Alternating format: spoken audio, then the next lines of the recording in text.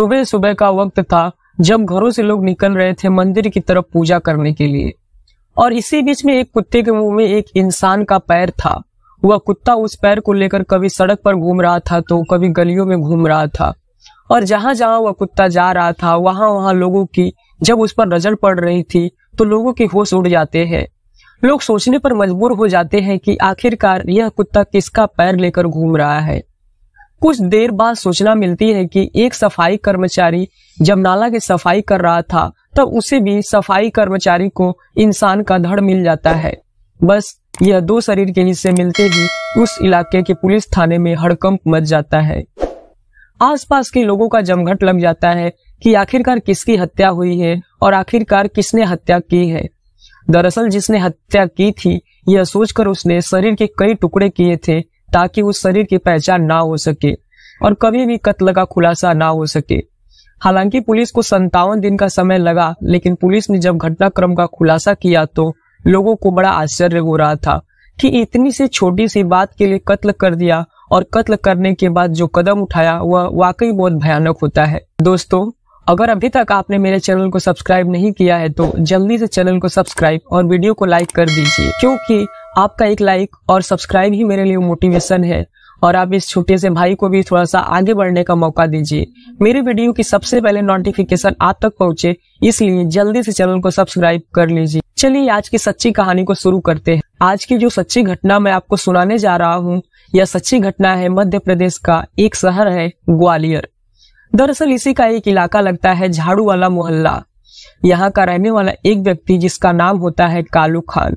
कालू खान दरअसल सांप का तस्करी किया करता था, और सांप की तस्करी करने में वह कोशिश करता था कि कभी पुलिस के हाथों ना चढ़े, कभी पुलिस उसे गिरफ्तार ना करे।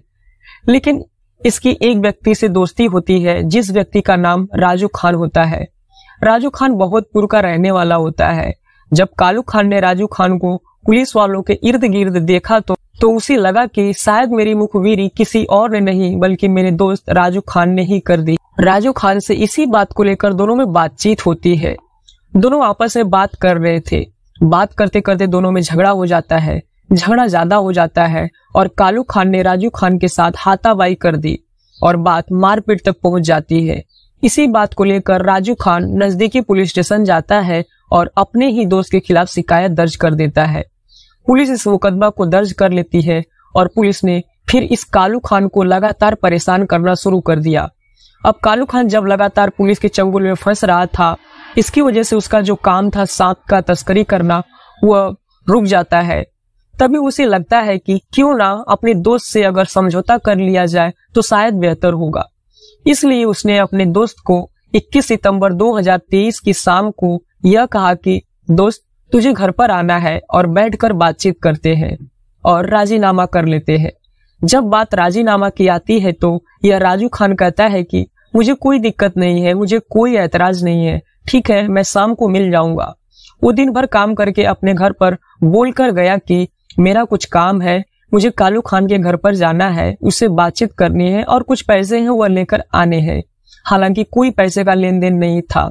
लेकिन जब राजू खान इसके घर पर जाता है तो घर जाने के बाद बातचीत का सिलसिला शुरू होता है। कालू खान कहता है कि जो मुझसे गलती हुई है उस गलती को माफ करो, मेरा शक था कि तुमने मेरी मुखबिरी की है। तो राजू खान कहता है कि ठीक है जो हुआ सो हुआ, तुमने मेरे ऊपर जो मुकदमा दर्ज किया है उस मुकदमे को मैं वापस ले लूंगा, लेकिन इसके बदले तुम्हें मुझे 20,000 रुपए की रकम देनी होगी। अगर रकम दे दोगे तो मैं अपने मुकदमे को वापस ले लूंगा। राजू खान ये कुछ इस तरीके की शर्त थी। अब कालू खान पहले से ही पैसों की तंगी में आ चुका था। कालू खान का जो सांप की तस्करी का कारोबार था वह बिल्कुल पूरी तरह से ठप हो चुका था और राजू खान पैसे का दबाव बना रहा था। इसी बात को देखते हुए कालू खान के दिमाग में शैतानी ख्याल आता है।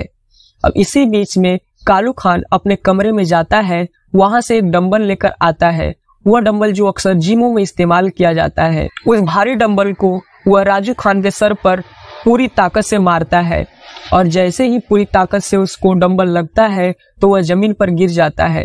जमीन पर गिरने के बाद कुछ ही देर बाद उसकी मौत हो जाती है। अब उसकी सांसें थम चुकी थी। इसी बीच में कालू खान का जो बेटा था नाजिम खान, वह भी आ जाता है। अपने बाप को इस तरह से देखकर वह खुद हैरान था। वह कहता है कि अब्बू तुमने यह सब क्या कर दिया। यह तो मर चुका है।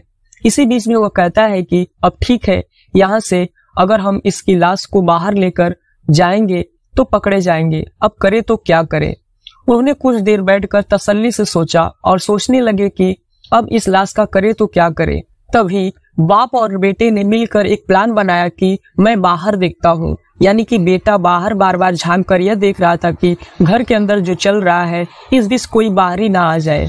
रात के 8:30 बजे हत्या होती है। उसके बाद लगभग 9:15 बजे के आसपास वह अपने घर के अंदर रखी हुई छुरी, चाकू और कुल्हाड़ी जो होता है वह लेकर आता है। उसके लाने के बाद बाप यानी कि कालू खान उसके शरीर के अलग अलग हिस्सों के टुकड़े करना शुरू कर देता है। और जो बेटा होता है वह बाहर यह देख रहा था कि घर के अंदर कोई अचानक से कोई आदमी तो ना आ जाए। इसलिए दोनों बाप बेटे ने अपने काम में लग जाते हैं। लगभग 1.5 घंटे तक उस राजू खान के शरीर के अलग अलग हिस्से करते हैं, लगभग 15 टुकड़े करते हैं। जब उसके शरीर के हिस्से हो जाते हैं उसके बाद यह सोचते हैं कि अब करे तो क्या करे। तभी वहां पर उन्हें रखी हुई 15 पॉलीथीन मिल जाती है और 15 पॉलीथीन को लेकर वह जो शरीर के टुकड़े किए थे वह हिस्से को पॉलीथीन के अंदर रखते हैं और उसके बाद एक्टिवा जो उनकी स्कूटी होती है उसको लेकर वह घर से निकल जाते हैं। घर से निकलने के बाद एक जनकगंज थाना लगता है। उस इलाके में रामकुई कोई पुलिया लगती है और उस पुलिया के थोड़ा सा ही नजदीक एक स्वर्ण रेखा एक नाला लगता है। वहां पर उसने धड़ को फेंक दिया। बाकी जो शरीर के हिस्से थे वह शहर के अलग अलग हिस्सों में फेंक देता है, यह सोचकर कि गहरे नाले में डालेगा, गहरे पानी में डालेगा तो शायद यह लाश के टुकड़े कभी बाहर निकल कर नहीं आएंगे। यही सोचकर उसने डाला था।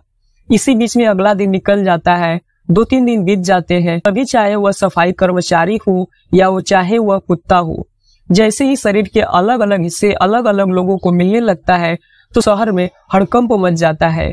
हालांकि इसी बीच में जो राजू खान का भाई होता है वह बहूरपुर थाने में जाता है।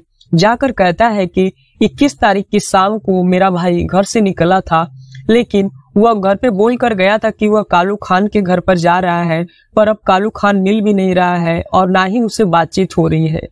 उसे जाकर पुलिस को बताया कि मेरे भाई के साथ कुछ गलत हुआ है, लेकिन पुलिस ने इस कालू खान के मामले में इतनी गंभीरता नहीं दिखाई। लेकिन जब 8 से 10 दिन के बाद शहर के अलग अलग हिस्सों में लाश के टुकड़े मिलने शुरू होते हैं तब पुलिस की नींद टूटती है। पुलिस ने जब जाकर कालू खान का दरवाजा खटखटाया तो उसके दरवाजे में ताला लगा हुआ था। घर के सदस्य ज्यादातर बाहर गए हुए थे। अब ऐसी स्थिति में पुलिस करे तो क्या करे। तभी पुलिस ने जो लाश के टुकड़े मिले थे उसका डीएनए टेस्ट कराया और डीएनए टेस्ट कराने के बाद 57 दिन के बाद उसकी रिपोर्ट भी आ जाती है। इस रिपोर्ट से यह बात तो साबित हो चुका था कि जो लाश के टुकड़े शहर के अलग अलग हिस्सों में मिले हैं वह किसी और के नहीं बल्कि राजू खान के ही हैं।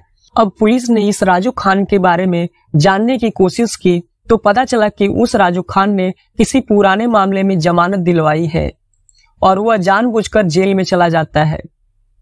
अब पुलिस को ही कई दिनों के बाद सूचना मिलती है, लेकिन पुलिस बिना किसी सबूत के हाथ नहीं डालना चाहते थे। अब पुलिस ने इसका जो लड़का था नाजिम खान उसको भी गिरफ्तार करने के लिए लगातार नोटिस दे रही थी, लेकिन वह कहीं मिलता नहीं है। इसलिए पुलिस को सूचना मिलती है कि किसी मुखबिर के माध्यम से कि वह उत्तर प्रदेश के आगरा शहर में किराए के मकान में रह रहा है। तो पुलिस ने उसको नवंबर 2023 के अंतिम सप्ताह में नाजिम खान को जब गिरफ्तार किया, गिरफ्तार करने के बाद उसने उस पूरी रात के घटनाक्रम की कहानी बताई। तो अगले ही दिन शहर के अखबारों के माध्यम से, सोशल मीडिया के माध्यम से यह पता चला कि राजू खान की हत्या किस रूप में किस तरह से हुई है। तो लोगों को यह सुनकर रोंगटे खड़े हो जाते हैं। पुलिस ने घर जाकर नाजिम खान को रिमांड पर लिया। उसके बाप को भी रिमांड पर लेने के बाद घर जाकर जब सबूत जुटाने की कोशिश की तो घर के अंदर फॉरेंसिक टीम को अलग अलग हिस्सों में खून के धब्बे मिले, ब्लड के निशान मिले, जिससे यह साफ जाहिर होता है कि राजू खान की हत्या कालू खान के घर के अंदर ही होती है और महज रुपए के लेन देन को लेकर होती है। दोस्तों, इस पूरी कहानी को सुनाने का उद्देश्य किसी को परेशान करना नहीं है, किसी का दिल दुखाना नहीं है, बल्कि आपको जागरूक करना है, आपको सचेत करना है।